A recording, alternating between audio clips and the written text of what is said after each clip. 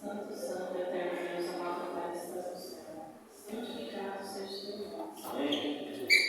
Venho aqui pedir que tu, Senhor, abençoe cada irmão aqui presente e as suas famílias, Senhor.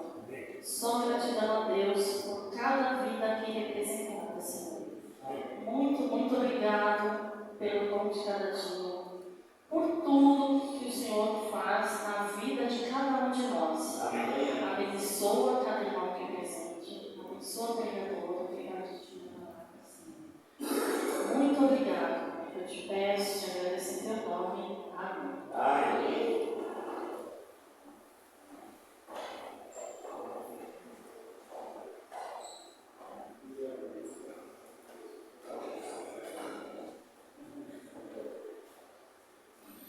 Boa noite, igreja.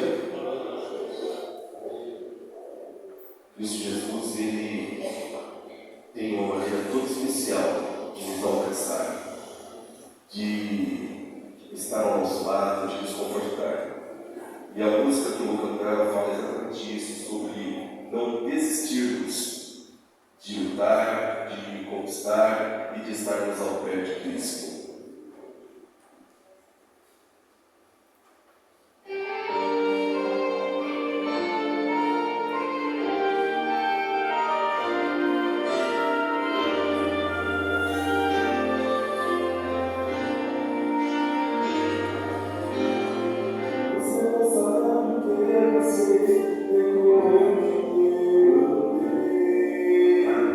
Ele disse quase que ia chorar.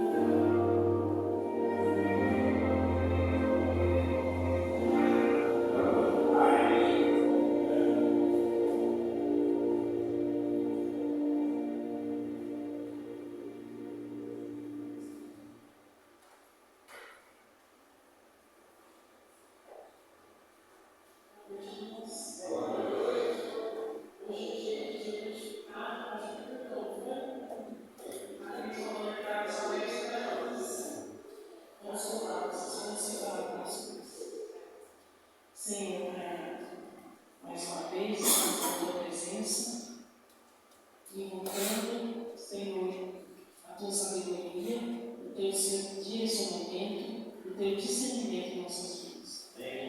Que tudo que nós aprendemos, nós possamos colocar em prática e fazermos com que os nossos relacionamentos em casa sejam bons, duradouros e conforme a tua vontade. É o que eu te rogo, em nome de Jesus. Amém. Irmãos, o tema de hoje, eu acho que é a cereja do bolo. Nós vamos falar hoje sobre relacionamentos.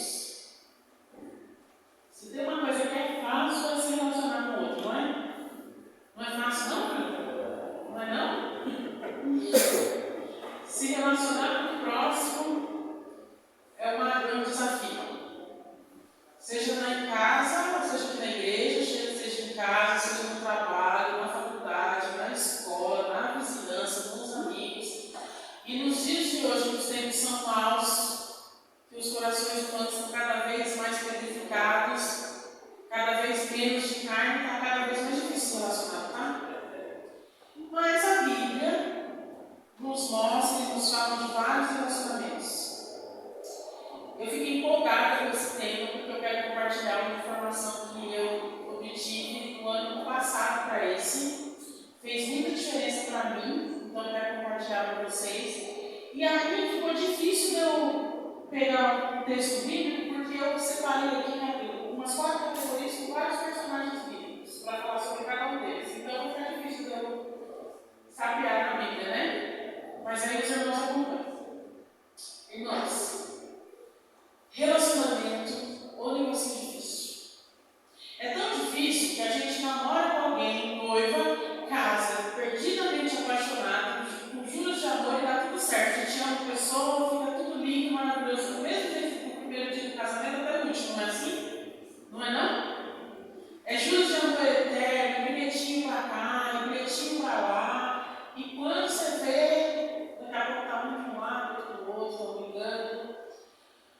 Teria como dar errado no relacionamento de mãe com filho, pai com filho, já que a gente ama tanto aquela criaturinha, né? A gente amamentou, ficou no nosso colo, a gente se dedicou tanto, e aí chegava na frente, daqui a pouco tem filhos rebeldes, tem filhos ingratos, tem filhos que não respeitam pai e mãe.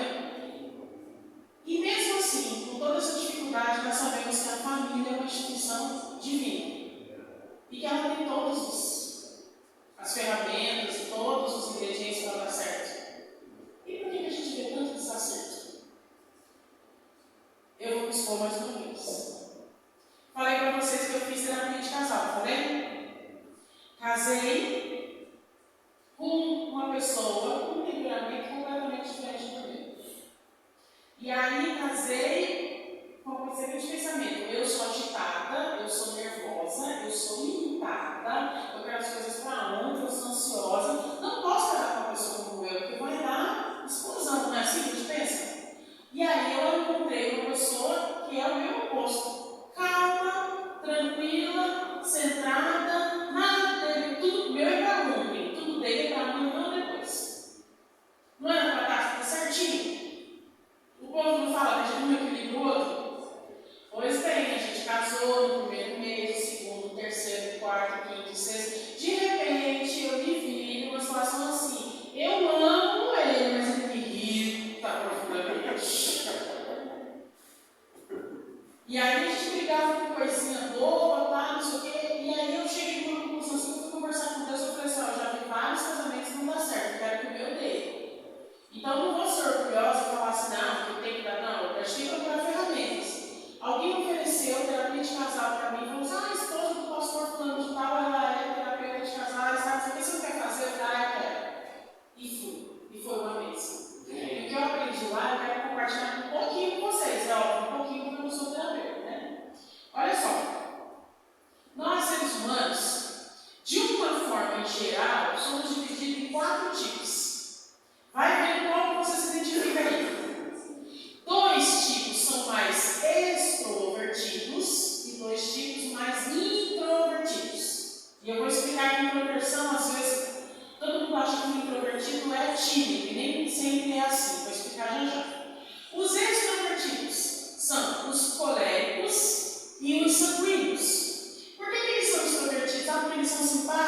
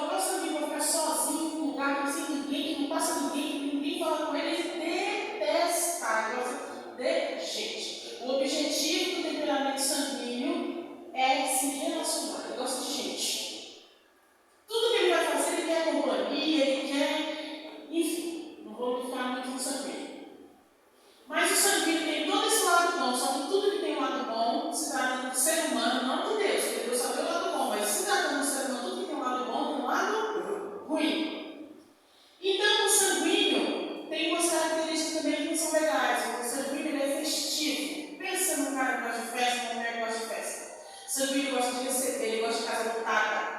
Só que o sanguíneo não é aquele que vai se preocupar se a panela de arroz tem comida suficiente para todo mundo que convidou. Ele sai convidando. Vamos para casa, por que você não tem? Vamos. Mas em momento algum ele para para se preocupar assim, mas será que tem feijoada vegetariana? É o meu? É o meu? Não. Você acha que o sanguíneo para se preocupar assim, será que a panela de feijoada vegetariana lá é suficiente para todos os irmãos que eu convidei? Eles estão convidando, o importante é ter gente, o importante é ir. Entendeu? Agora o colérico. Colérico também é extrovertido. O que ele pensa, o que ele sente, o que se passa dentro do colérico, ele não guarda para ele, ele também transborda tudo, assim como o sanguíneo. Se você conversar com o colérico, rapidinho vai falar das opiniões dele, eu estou aqui me expondo, não falo aqui no casamento, não sei o que, isso aí é sanguíneo, colérico, gente extrovertida. Mas o colérico tem um detalhe. O colérico é pé no chão. O colérico tem tendência a ser estressado, porque o colérico é extremamente responsável. O colérico não gosta muito de firula. Não gosta de emulação. Se você for falar alguma coisa com o colérico é objetivo, ele quer resultado, ele quer começo, meio e fim. Não chama o colérico para contar uma história muito longa, que tem muitos detalhes, tem isso, tem aquilo outro, porque ele quer morrer.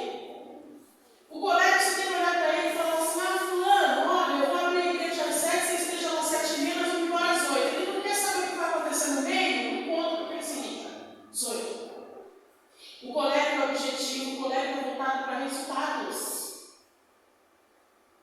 E o colérico é impaciente. O colérico é intolerante. O colérico não tem paciência com gente devagar. O colérico não tem paciência com gente que não tem decisão. O povo não fala que as mulheres gostam de fazer compra, que vai lá e se perde. Depende, se for uma mulher colérica como eu, não. Eu tenho uma objetividade. Eu preciso ir no Brás porque eu vou ter um evento, eu preciso comprar um vestido azul, eu não tenho vestido azul.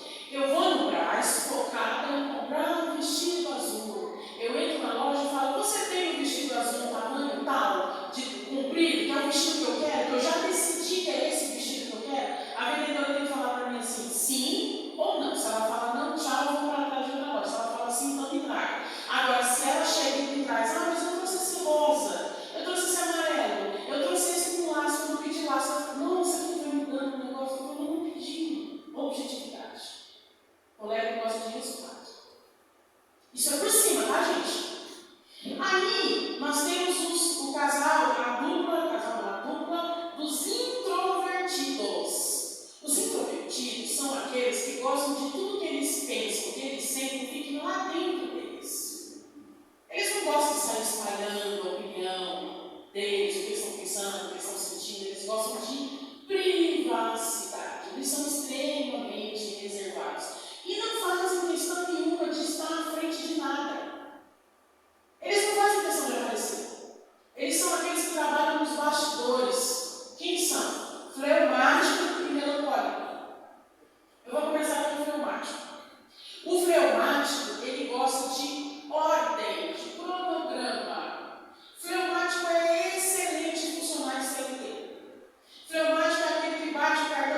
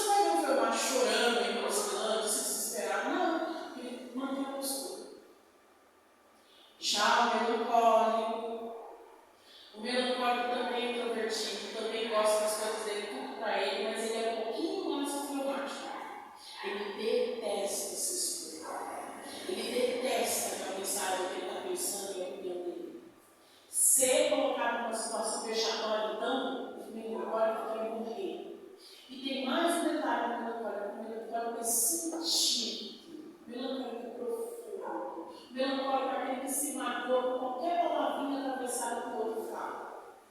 Se alguém olhou feio, torto, a pessoa está me olhando. Ai, não sei o que é o melancólico. Melancólico é aquele que você falou alguma coisa para ele há 10 anos atrás. Ele até hoje lembra. Tudo de bom e tudo de ruim marca muito o melancólico. Melancólico é aquele que tem capaz de contar sobre o casamento dele, se emocionar tudo de novo, chorar e ter esse detalhe. Melancólico costuma chorar.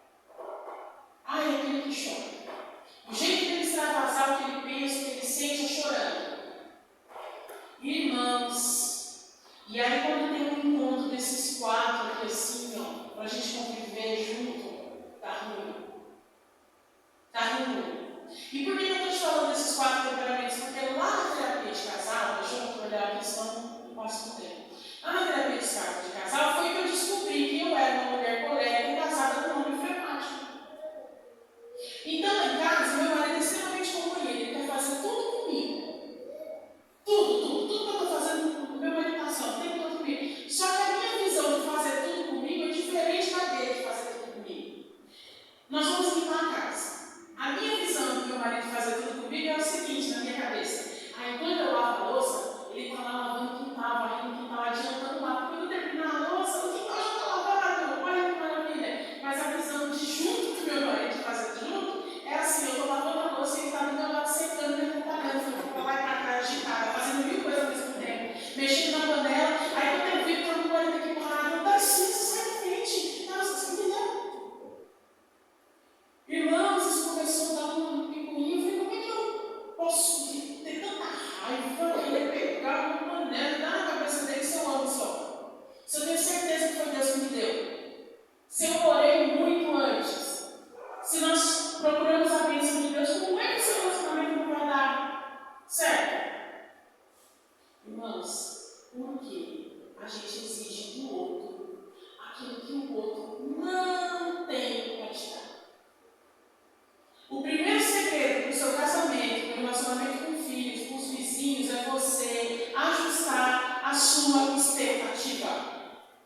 Eu tinha várias expectativas em cima do meu marido que hoje, depois da terapia de casal, eu descobri que vai ser impossível. Ele não tem o que eu quero. Você entende? Eu tenho que me satisfazer com as características que o pneumático tem. Então, quando nós temos um assunto para discutir, eu sou colérica, eu sou extrovertida, eu vou tudo para fora, não é? Enquanto eu não falar, o menino começa a falar. E PPP, papai, fica martelando na cabeça do homem, né? Eu quero resolver, eu quero falar, porque isso aqui não fica lá dentro, não é, Frank? Se quando a gente tem uma questão, se ficar aqui dentro, a gente não surta.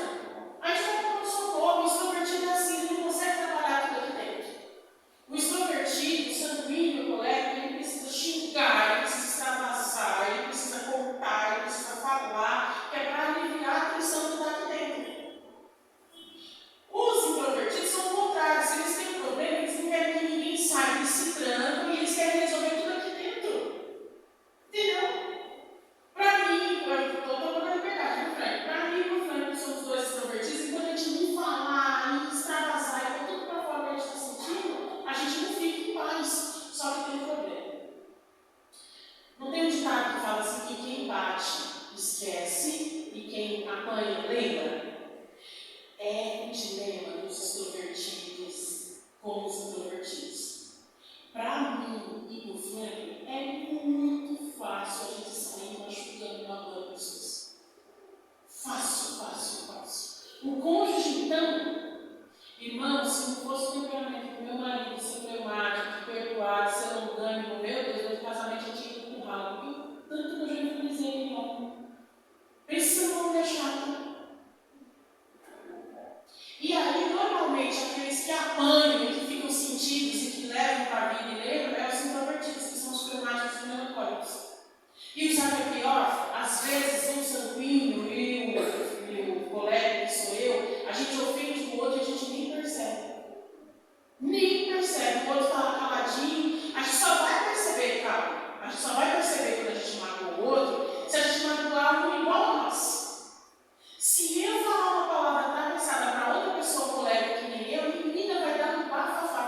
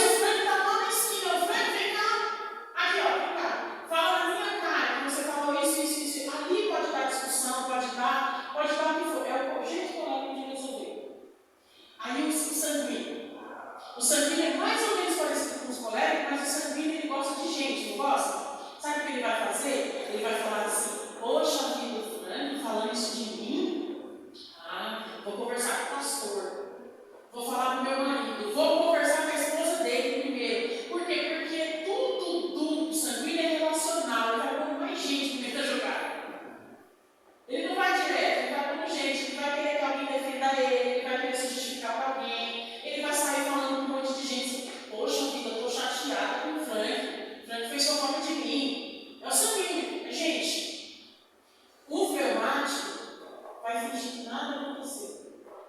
Você vai encontrar com o fleumático, ele vai te ver, ele vai te cumprimentar, ele vai te dar bom dia, boa tarde, ele vai se comportar como se nada de ele tem essa frieza, ele consegue.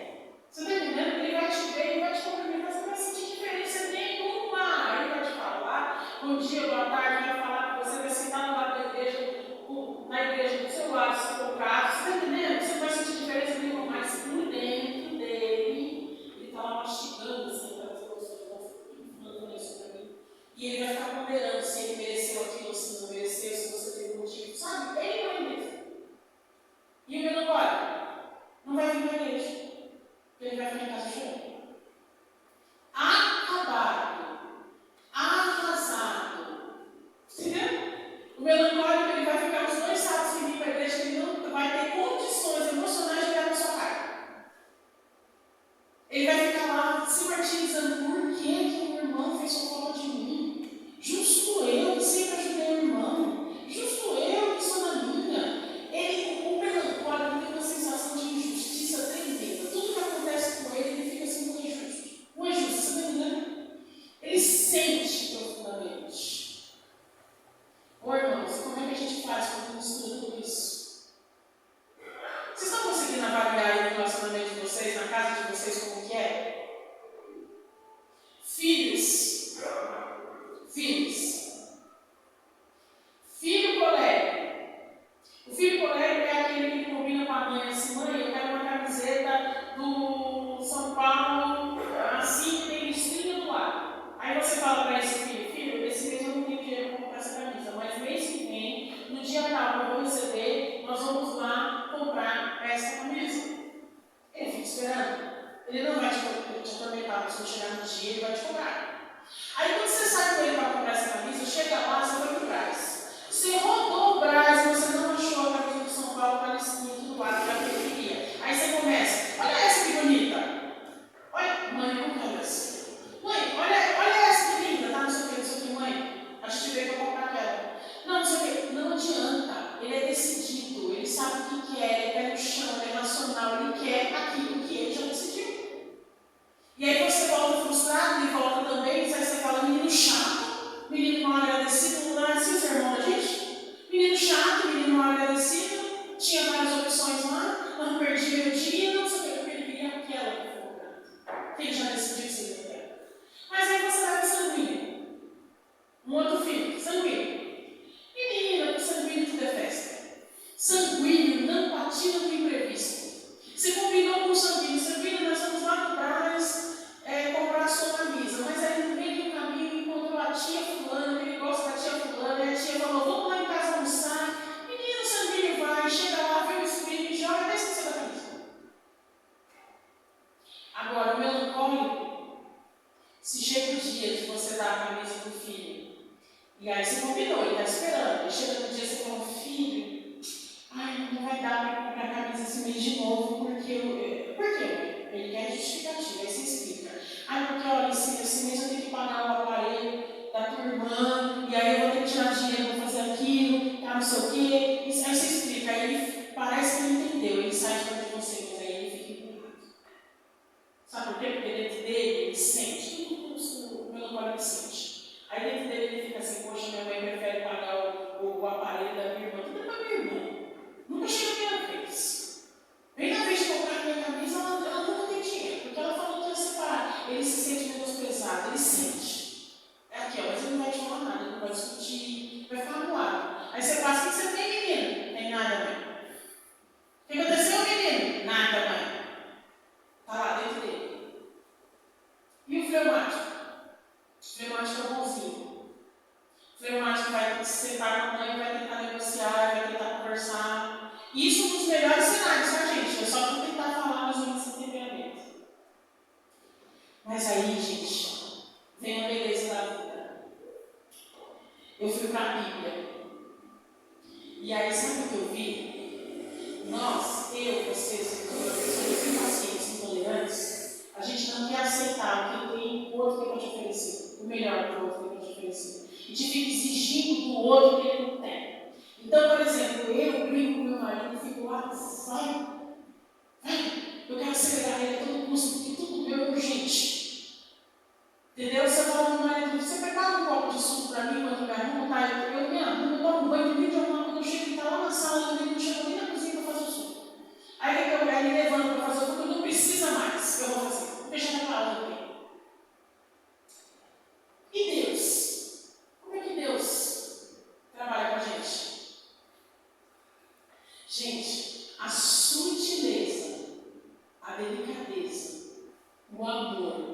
que Deus tem de se relacionar com cada ser humano que Ele criou de acordo com a característica do ser humano é uma coisa surreal.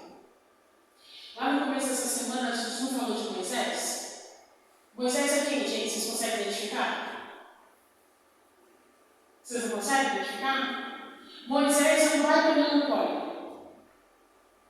Irmãos, Moisés nasceu, aí tiveram que colocar ele no rio, aí ele foi criado na riqueza lá, que a menina que pegou ele no rio criou, aí depois ele começou a ver as injustiças, aí ele sentiu, porque o melancólico sente, e aí no momento assim de descontrole ele foi lá e matou alguém, não foi? Estou errado? Não é isso? Aí ele matou alguém, logo em seguida ele faz o quê? Ele foge, ele vai para o deserto. Melancólico.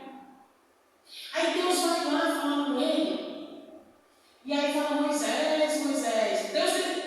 Para começar, Deus deixou um tempinho Moisés, umas 4 semanas, não foi lá no deserto? Não foi 4 semanas que Deus deixou lá Moisés no deserto? Mas não tem isso. Não foi só 4 semanas, não. Deus deixou Moisés só 40 anos para o respeito de Deus pelo temperamento de Moisés. Moisés sentiu, imagina um homem que serve a Deus, matar alguém. Se você matar alguém hoje, você vai ficar como? Você não vai ficar se sentindo culpado? Horrível perante a Deus? Moisés. E Deus deu tempo suficiente para que o melancólico Moisés trabalhar o emocional dele, sentir, chorar. Você acha que ele fez o que lá no deserto? Sem ninguém? Oh, meu Deus, eu matei. Ele estava se sentindo nada. Sentindo mesmo. O melancólico sente. E aí chegou o tempo que Deus falou assim, já passou o tempo aí de Moisés ficar lá sozinho no deserto, agora ele tem que cumprir os propósitos que eu tenho para a vida dele. Aí Deus vai lá e chama Moisés, e Moisés é que nem um colega, fala assim, não, você está me chamando, Deus, vamos para a luta, vamos lá, foi assim? Não foi não? E como é que Moisés se comportou? Manda outro, Deus, pensa dos temperamentos que tem dúvida, que não decide, que fica ali em cima do muro, que se ele puder, você passa uma coisa para ele, mas se ele puder mudar para outra pessoa, porque ele não tem muita autoconfiança. São os melancólicos. E ele tem medo de se machucar, porque ele é mais sensível emocionalmente. Aí, o que Deus fez com Moisés? O encontro de Deus com Moisés, como foi? No deserto? Como foi, gente? Quem foi que viu lá uma sarça queimando? Deus poderia ser revelado para Moisés de qualquer outra maneira, mas fez Moisés sentir. Quando Deus falou com Moisés, Deus falou assim, Moisés, deixa eu falar de um jeito que ele vai sentir. Deus fez Moisés sentir a presença de Deus, sentir a experiência de estar com Deus, de falar com Deus, através de uma coisa física, para ele sentir. E falou para Moisés, a sentir a sandália dos seus pés? Porque você está em terra santa, não é? Olha a delicadeza de Deus. Agora tem outro. Saulo de Tarso, que depois virou Paulo. Qual o temperamento?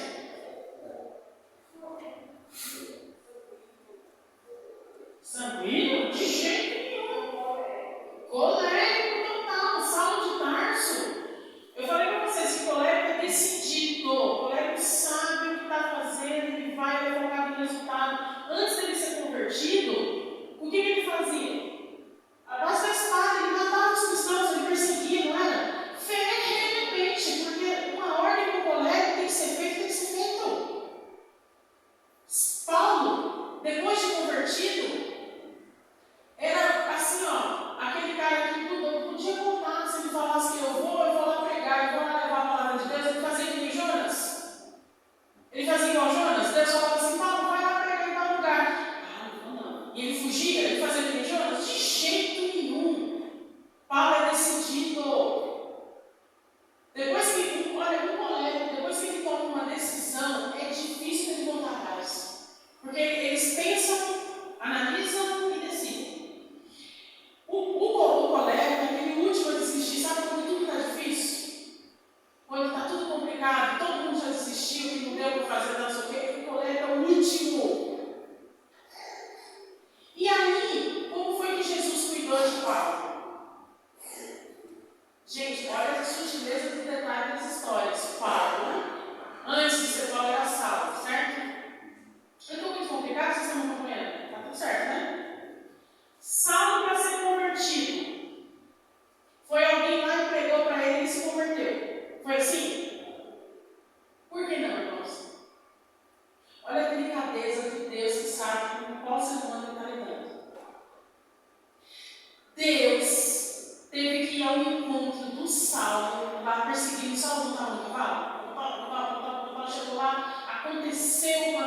assim extraordinária. Ninguém falou, ninguém convenceu Paulo, porque Paulo era aquele que precisa ver, precisa sentir, precisa ter objetividade, não pode mimimi.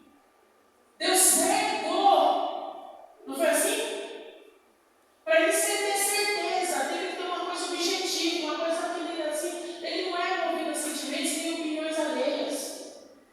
Deus encontrou o Saulo no meio do caminho e falou assim: só tem esse jeito de convencer esse homem, de mostrar para ele quem eu sou e como é que é as coisas, e fazer esse homem se converter. É o jeito certo de alcançar o coração de Paulo. Cegou ele. E aí ele foi ao encontro do outro profeta, aconteceu tudo como Deus falou, e aí ele cego e falou: quem é esse que tocou na menina dos meus olhos e me cegou? E o que Deus falou para ele? Saulo, Saulo, por que me persegues? E ele: quem? Eu te persigo? Por quê? Porque ele achava fielmente que ele estava do lado certo, do lado de Deus. Vocês estão vendo a delicadeza, a sutileza de Deus no tratamento de cada um, de acordo com o que cada um tem para oferecer? Você acha que ia dar certo se Deus pegasse Moisés e colocasse Moisés na missão de Paulo? Ia dar certo? E se pegasse Paulo e colocasse na missão de Moisés? Vocês acham que Paulo ia conseguir ficar 40 anos no deserto esperando o momento certo de agir? O momento de ser chamado? Nunca, né, gente? Aí, qual que é o exemplo de fleumático? Irmãos, Elias era homem de Deus ou não era? Recebeu o chamado de Deus e cumpriu ou não cumpriu? Mas olha só, o Elias é o fleumático. O Elias é aquele que tenta ser equilibrado, nem para um nem para outro. O Elias é aquele que cumpre regras. Se você vai lá e fala para ele assim, assim, assim, assim, ele tem prazer em fazer do jeitinho que você mandou. Elias. Tinha lá uma rainha, um rei, uma rainha extremamente má, um rei extremamente banana, a mulher mandava no rei, não foi isso? Aí eles estavam adorando Baal e Deus chamou quem? Elias. E falou para Elias: você vai fazer assim, assim, assim, você vai falar com o rei, eles estão adorando Baal, se ele continuar assim ele vai morrer, tá, não sei o que. Elias foi lá e cumpriu, foi lá e fez. Depois continuou a insistência, ele teve a situação que falou assim: vamos lá, fogueira, e vamos ver quem vai ganhar, se é os deuses de Baal lá, ou se é Deus. E ele fez tudo bonitinho. E Deus honrou ele? Honrou, porque ele estava sob a missão de Deus, ele cumpriu tudo que Deus falou bonitinho, e ele saiu perdedor ou vitorioso? Vitorioso. Mas assim que terminou, o que aconteceu com Elias? Ele caiu em depressão? Não foi para a caverna? Fleumático. Fleumático, você não pode forçar ele ao excesso. Você não pode exigir demais. Você quer ver o meu marido travar? Aí eu fico na orelha dele. Se eu não preciso que o meu marido troque uma torneira, se eu falar a quarta vez, já acertou. Você está entendendo? Eu tenho que falar a primeira vez, deixar uns 15 dias, falar a segunda e deixar mais um tempinho. Aí quando eu menos esperar, se eu não atormentar ele, ele vai dar um belo dia, no dia dele, no momento dele, na hora que ele sentiu a vontade de fazer, aí ele pega lá a caixa de ferramenta e vai lá consertar a torneira. Só que isso é 30 dias. Se você forçar,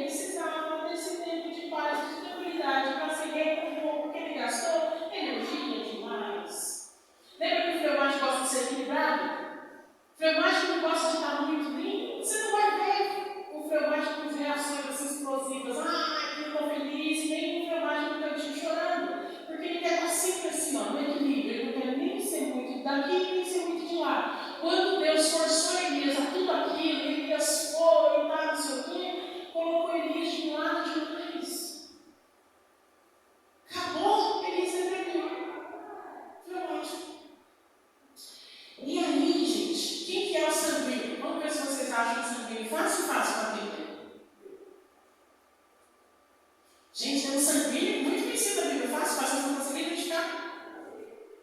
Não? Davi. Davi foi aquele que foi ungido rei, menino. Foi aquele que foi perseguido, o rei que estava lá, ficava perseguindo ele, não sei o quê. Ele foi vingativo? Não, para o Davi o importante é se relacionar. Davi era o mais querido, não era? Davi participava da festa.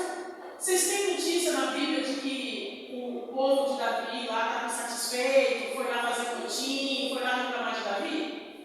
Tem notícia assim na Bíblia? Tem notícia do Davi fazendo as coisas erradas e Deus puxando a orelha dele, mandando o profeta lá falar umas coisinhas para ele. Aí sim, falando assim, Davi, vem aqui, meu bonitão. Aí tem. Mas tem assim algum relato na Bíblia de problemas de relacionamento de alguém que não reclamar de Davi?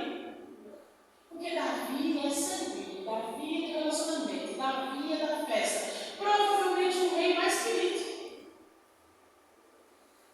Tanto é que quando Davi peca, e uma das vezes que Davi peca, se relaciona com Deus, se conversa com Deus, qual que é a oração de Davi lá no Salmo sobre o castigo dele? Vocês lembram? Vocês lembram? Não? Ele pede assim para Deus que eu caia na tua mão, porque o Senhor é misericordioso. Que a tua mão me castigue, porque eu sei que o Senhor vai me castigar na medida, que não vai passar nem para cá nem para lá, porque a tua misericórdia acompanha o teu castigo. Então o que Davi falou para Deus? Não me exponha, não deixe que os meus inimigos, que os reinos que estavam ao redor dele, porque Deus deu a escolha para ele, não foi? Se ele queria o que ele queria, e ele escolheu que eu caia no castigo da tua mão. Por quê? Para Davi, que é um sanguíneo, que gosta de se relacionar, mexer no relacionamento dele com as outras pessoas, com todo mundo ao redor dele, de repente está todo mundo inimigo dele, a mão de Deus pesar, por exemplo, o reino dele ficar dividido, quando as pessoas ficarem sabendo da vergonha dele, todo mundo odiar ele, ficar um reinado ruim, entendeu? Todo mundo falando mal de Davi. Para o Davi, que é um sanguíneo, aquilo seria a morte. Vocês estão entendendo? O colérico, se você chegar para o colérico e falar assim, não gosto de você, ele fala assim, por mim? Sou eu. Inclusive, meu lema de vida é o seguinte, eu não gosto de todo mundo, porque todo mundo tem a obrigação de gostar de mim. Irmãos, a gente não tem que amar o próximo? Agora, olha a hipocrisia, a gente tem que amar o próximo, tem? Você ama todo mundo? Você gosta de todo mundo? Irmãos, vamos deixar de ser hipócritas. A gente não gosta de gente da nossa própria família, do nosso próprio sangue. Tem gente que, se não fosse da nossa família, não tivesse um amigo lá no meio dos familiares da gente, a gente não olhava nem pra cara. Fala sério, se não fosse do seu sangue. Você não ia nem olhar. Mas como é que fica a situação do cristão, se Deus está falando que a gente tem que amar o próximo como? Então me explica para mim aí agora essa matemática. Você é cristão, não é? Você não está fazendo de tudo para seguir os mandamentos de Deus? E Deus não falou que você tem que amar o próximo? Como a ti mesmo? Mas você ama todo mundo?